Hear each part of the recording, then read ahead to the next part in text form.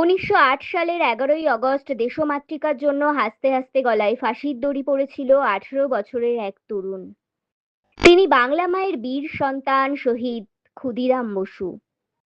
আজ ১১ই আগস্ট ২০২৫ ওনার ১১৮তম আত্মোৎসর্গ দিবস পালন করা হয় যথাযথ মর্যাদায় ওনার পৈতৃক ভিটে পশ্চিম মেদিনীপুর শহরের কেশবপুর মোহিনী গ্রামে। স্বাধীনতা আন্দোলনের এই ঐতিহাসিক দিনটি চিহ্নিত হয়ে থাকবে ইতিহাসের পাতায়।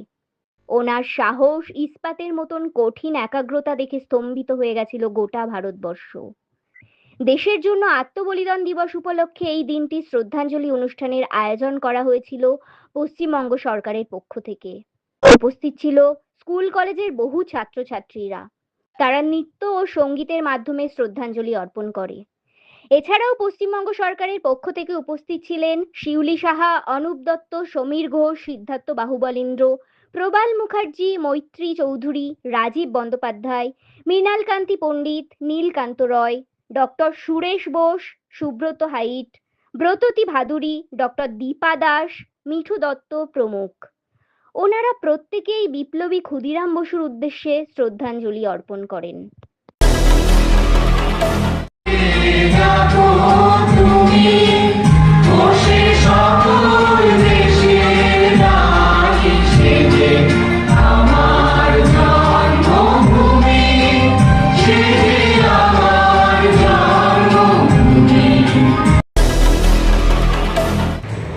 জেলে ওনাকে রাখা হয়েছিল এবং ফাঁসির ঘাসটি ঝুলানো হয়েছিল মজফরপুরে, এবং সেই হাসি মুখে বরণ করে নিয়েছিল মৃত্যুকে।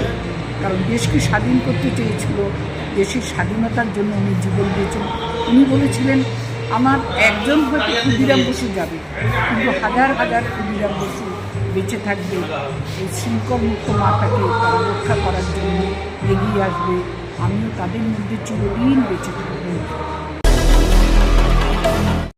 নমস্কার, আমি স্বাধীনতা সংগ্রামী পরিবারের পক্ষ থেকে রয়েছি ডক্টর দীপা দাস।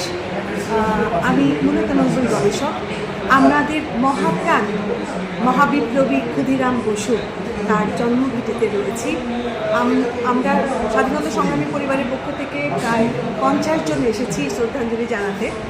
পশ্চিমবঙ্গ সরকারের আয়োজিত এই অনুষ্ঠান প্রথম যখন শুরু হয়েছিল, সেই শুরুর পর্বেও আমি আসতে পেরেছিলাম। নিজেকে ভীষণ গর্বিত বোধ করি।